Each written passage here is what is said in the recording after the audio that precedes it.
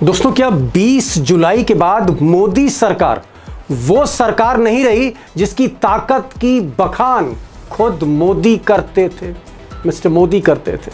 और क्या यह सच है कि देश के गृह मंत्री अमित शाह, मोदी जी के चाणक्य, आजकल अपने दफ्तर में कम बैठते हैं, दिल्ली के बाहर ज्यादा दिखते हैं, ज्यादा रहते हैं। Important point, very important point, आगे एक्सप्लेन करूंगा, खुलासा करूंगा इस पर।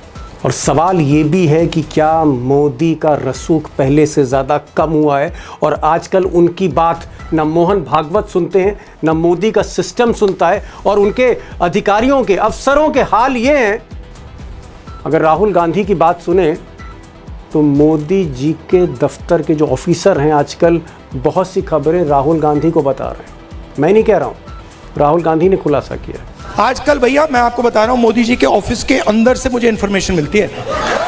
और दोस्तों, सच ये है कि मोदी सरकार के टॉप लेवल पर आजकल जबरदस्त कंफ्यूजन है, लैक ऑफ कोऑर्डिनेशन है, और आप कह सकते हैं कि देश में जनता सड़कों पर उतर रही है। चाहे वो मुंबई की बात हो, दिल्ली की बात हो, या फिर आज पटना की बात हो, जनता सड़कों पर है और कोई हल नहीं है।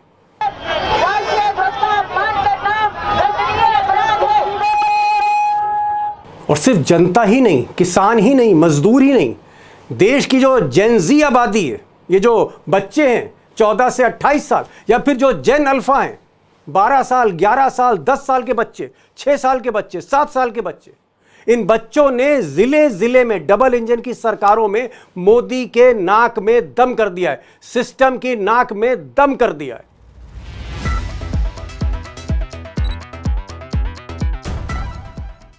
अब सवाल है कि क्या बच्चे हों, छात्र हों या युवा हों, ये मोदी सरकार की छाती पर चढ़े हुए हैं और मोदी का जो सिस्टम है या मोदी खुद, उनसे हालात संभल नहीं रहे। इस पॉइंट पर तो मैं आऊँगा, लेकिन पहले ज़रा बात करते हैं मिस्टर चाणक्य की, मिस्टर अमित शाह की। अब कायदे से देखें तो अमित शाह गृह मंत्री हैं, सारी पुलिस, सारा सिस्टम वही चलाते हैं, और इस क्राइसिस के मोमेंट में अमित शाह को गृह मंत्रालय में होना चाहिए था, अपनी सीट पर होना चाहिए था।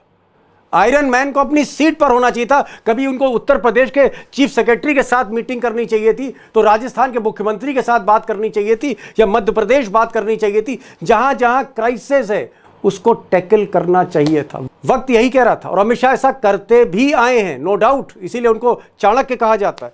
लेकिन इधर पहले वो मानसून सत्र में गायब रहे, 20 दिन गायब रहे, एक बार नहीं आए, और अब मैं देख रहा हूं कि अमित शाह दिल्ली से दूर भाग रहे हैं। ये बात मैं नहीं कह रहा हूं, फैक्ट्स बता रहे हैं, तथ्य बता रहे हैं। अब जहां दिल्ली में होना चाहिए था अमित शाह को, अगर आप ये वीडियो देखें तो वो राजस्थान में, राजस्थान के वो कभी एक शहर में हैं तो कभी दूसरे शहर में, और ये सारी तस्वीरें बयां कर रही हैं। अमित शाह राजस्थान में, और राजस्थान से पहले वो पौंडीचेरी में थे, और बीच में उनको आना पड़ा क्योंकि मोदी जी को पगड़ी पहन के लाल किले से बोलना था। अब राजस्थान के बाद वो चेन्नई जा रहे हैं, चेन्नई में उनकी तैयारियां हो रही, ये वीडियो देख लीजिए आप, तैयारियां चल रही हैं। मिस्टर शाह को आना है, साउथ जोन की कोई मीटिंग है। और चेन्नई के बाद एक और खबर देखिए, 21-22 को सिलीगुड़ी में, तो कभी राजस्थान में, कभी अहमदाबाद में, कभी वो चेन्नई में, और कभी वो नॉर्थ ईस्ट में होंगे। दिल्ली क्यों नहीं बैठ रहे इस मौके पर? बड़ा सवाल है। अब दोस्तों, मैं ये नहीं कह रहा हूं कि गुजरात लॉबी में कोई दरार पड़ गई है, कोई बड़ा कन्फ्यूजन है अमित शाह और मोदी में, लेकिन कहीं ना कहीं वो बात नहीं है जो पहले थी मोदी के सिस्टम में और गुजरात लॉबी में। बहरहाल गुजरात लॉबी अपने मसले में उलझी हुई है, लेकिन कांग्रेस इस बीच दूसरा खेल कर रही है। कांग्रेस की आज CWC की बैठक थी, कांग्रेस वर्किंग कमेटी की, आप कह सकते हैं हाईएस्ट बॉडी, सारे लोग मौजूद थे, सारे बड़े नेता थे, और वहाँ पर ये डिसाइड हुआ साहब कि सारे मुद्दे तो हैं, राम मंदिर के चंदे का भी मुद्दा है, इथेनॉल का भी मुद्दा है, बाकी मुद्दे हैं, डिलिमिटेशन का मुद्दा है, लेकिन सबसे बड़ा मुद्दा जेन जी है, जेन अल्फा है। और राहुल गांधी आने वाले दिनों में 800 शहरों में, कांग्रेस 800 शहरों में युवाओं का प्रदर्शन करेगी, छात्रों की गूंज करेगी। अभी तक राहुल गांधी ने सिर्फ कोटा में, देहरादून में, प्रयागराज में और 22 तारीख को पुणे में, 4 जगह अभी तक अनाउंस हुए हैं, लेकिन अब 800 शहरों में। कल्पना करिए, इस देश के 800 सिटीज़ वहाँ पर जोरदार कांग्रेस का युवा प्रदर्शन होने जा रहा है। और सच्चाई ये है, मेरी आज किसी से बात हो रही थी कांग्रेस में, उनका कहना है कि अब एक नया समीकरण बनने लगा है। जिस तरह से जेन अल्फा राहुल गांधी के पीछे आके खड़ी हो गई, जिस तरह से जेनजी पीछे आके खड़े हो गए, जिस तरह से जो बच्चे हैं राहुल गांधी के घर पहुंच रहे हैं, राहुल गांधी उनसे बात कर रहे हैं, उनके साथ उनके दुख दर्द सुन रहे हैं, तो एक नया समीकरण बन रहा है। और उस समीकरण क्या है, अपनी स्क्रीन पर देखिए, Rahul plus Gen Z plus gen alpha is equal to Modi out question mark. ये जो समीकरण है, जहां जेन अल्फा और जेन जी साथ आ रहे हैं कांग्रेस के, ये बहुत ही सिग्निफिकेंट मूव है, क्योंकि 34 करोड़ की आबादी है, जिसमें कई वोटर हैं, 34 करोड़ प्लस।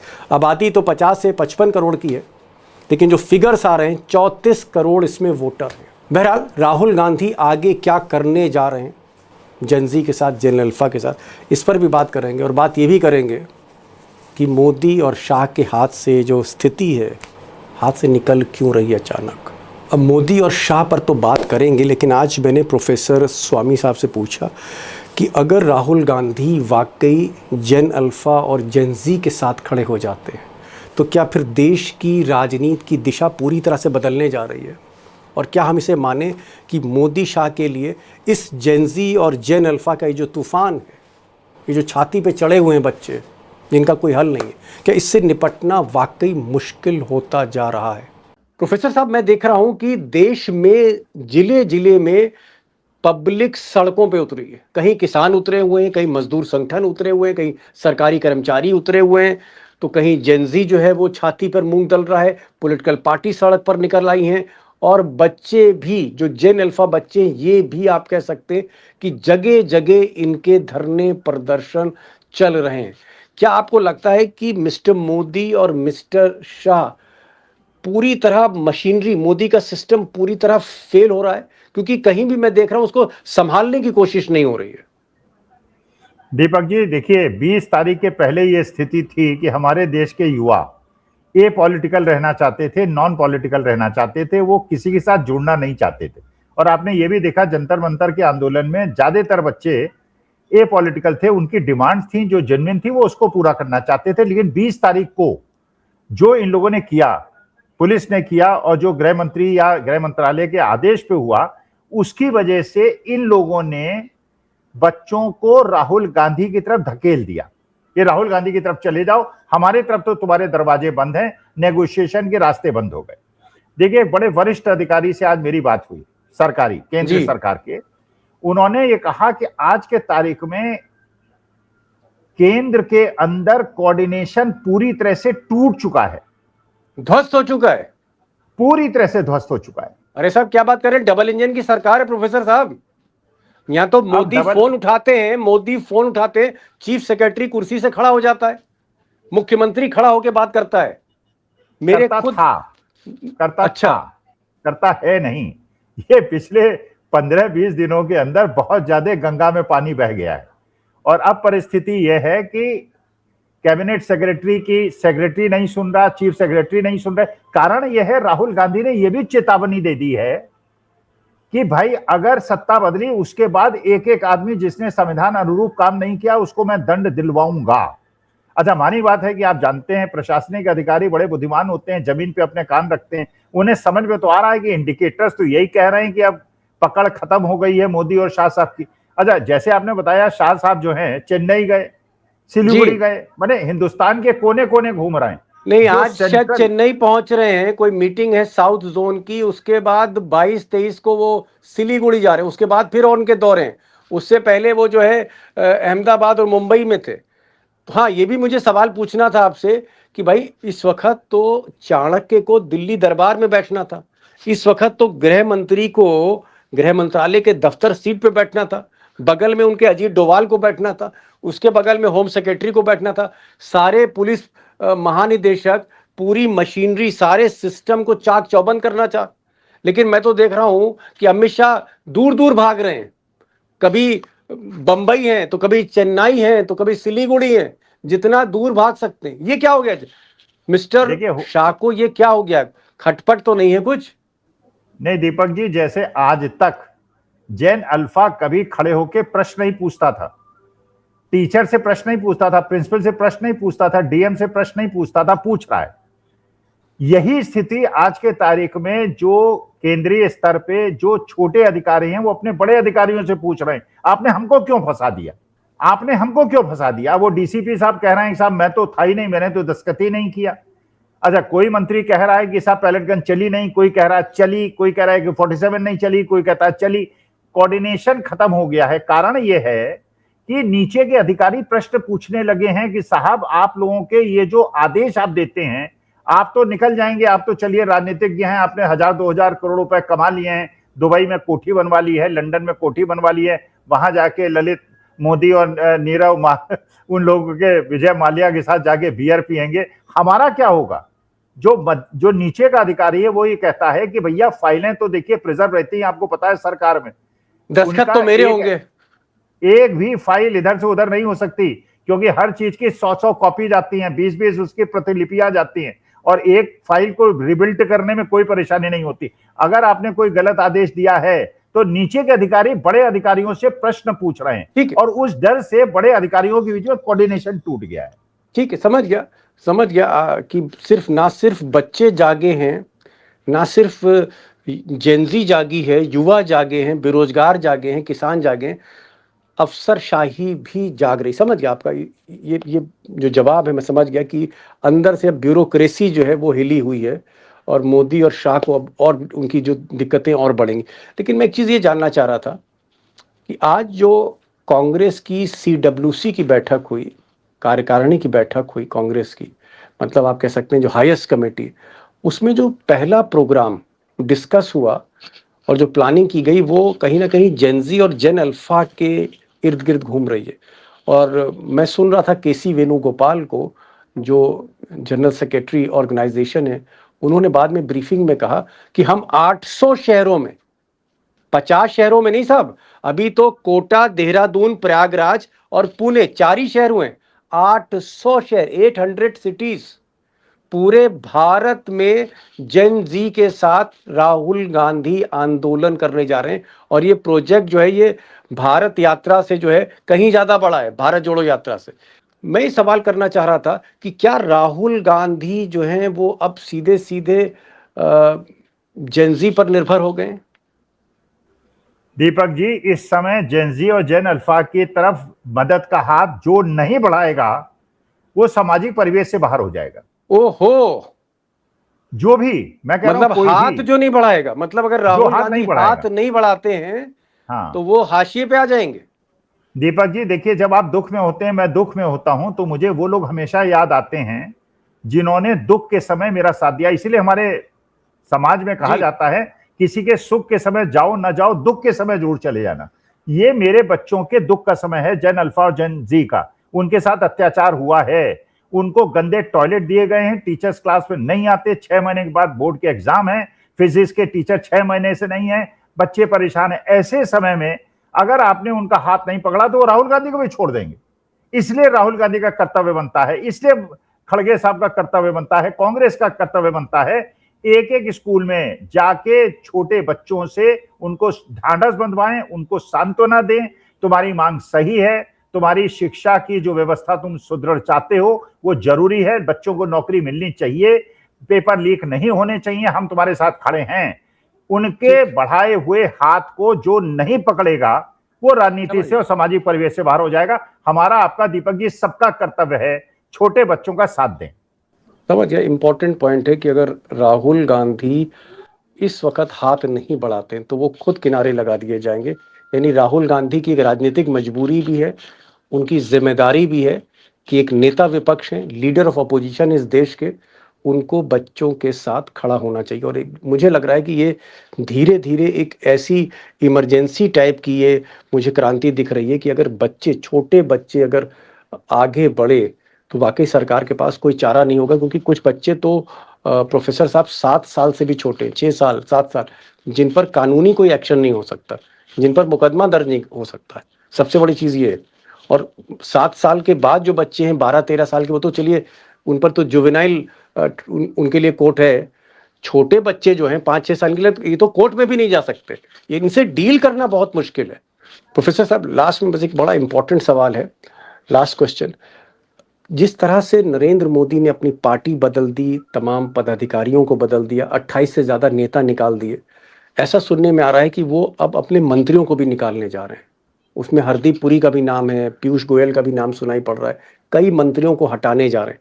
अगर मोदी मंत्रियों पे एक्शन लेते हैं, अफसरों पे एक्शन लेते हैं, तो क्या आपको लगता है कि इसका एक असर पड़ेगा जेनजी पर, अनुकूल असर पड़ेगा?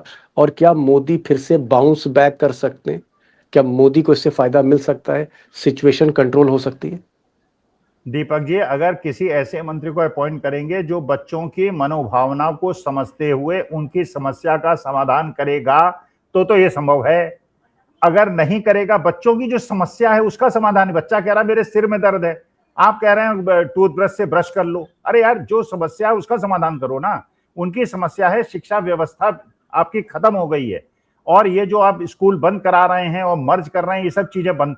अगर कोई मंत्री ऐसा आ जाए जो ये कर पाए, हो सकता है सुधार हो जाए।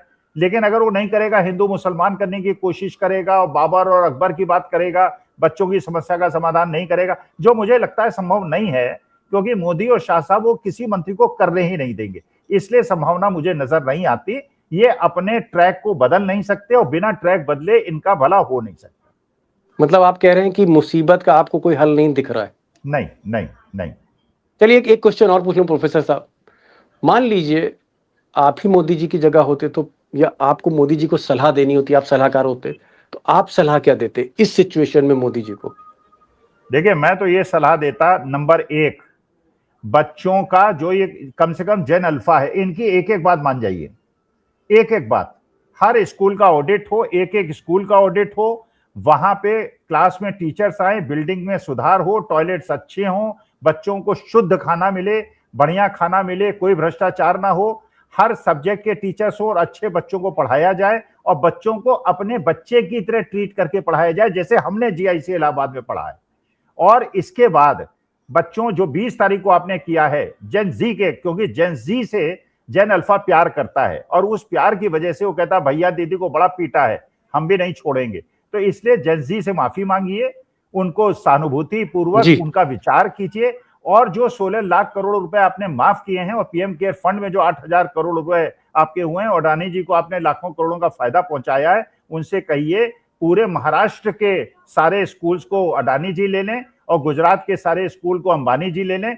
हर स्टेट के अंदर हर पूंजीपति को कॉर्पोरेट सोशल रिस्पॉन्सिबिलिटी में पूरा धन बच्चों के स्कूल का इंप्रूवमेंट करने के लिए और उनको नौकरी देने में लगाना पड़ेगा। सारे सरकारी पद आपको भरने पड़ेंगे। बच्चों की समस्या का समाधान जब तक नहीं करेंगे, आपको छुटकारा नहीं मिलने वाला है।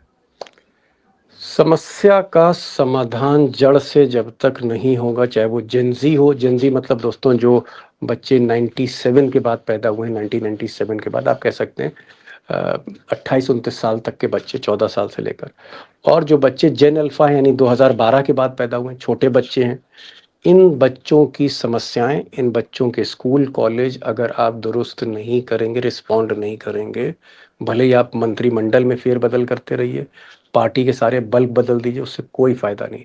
बल्ब बदलने से फायदा नहीं होगा, पहले जो फ्यूज है वो ठीक करिए। फ्यूज ठीक करना पड़ेगा मिस्टर मोदी जी को, जो वो नहीं कर पा रहे हैं। वरना ये जो सरकार है, जो स्वामी साहब कह रहे हैं, ऐसी तरह से धीरे धीरे धीरे धीरे ये मुसीबत से घिरती जाएगी। बाउंस बैक, वापस आने का फिर से कोई, कम से कम प्रोफेसर साहब को कोई रास्ता अभी दिख नहीं रहा है, रोशनी नहीं दिख रही मोदी शाह के लिए।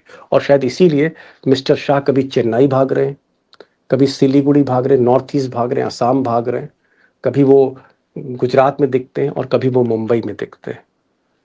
अपने दफ्तर कम जा रहे हैं आजकल मिस्टर शाह, मुझे आपको पता ही है। बहुत बहुत शुक्रिया भाई, प्रोफेसर साहब आप आए, खोलकर बातचीत हुई। Thank you so much sir for joining this programme.